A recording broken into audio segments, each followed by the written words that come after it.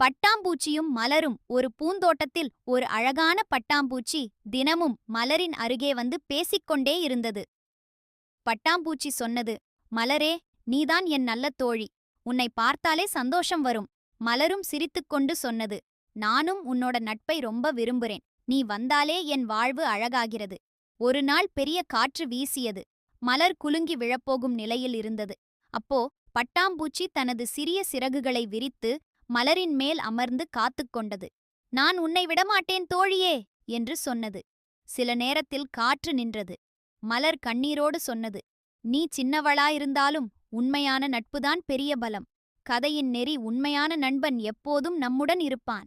நட்பு என்பது சக்தியும் மகிழ்ச்சியும் தரும் ஒரு வரம். குட்டீஸ், இன்று நாம என்ன கற்றுக்கொண்டோம் தெரியுமா? உண்மையான நண்பன் எப்போதும் நம்மை விட்டு போக மாட்டான். நட்புதான் வாழ்க்கையின் மிக அழகான பொக்கிஷம். அடுத்த முறை இன்னொரு அழகான கதையோடு சந்திப்போம். நம்ம ஒண்டர் கிட்ஸ் ஸ்டோரி சேனலை சப்ஸ்கிரைப் பண்ணுங்க, லைக் பண்ணுங்க, கமெண்ட் பண்ண மறக்காதீங்க.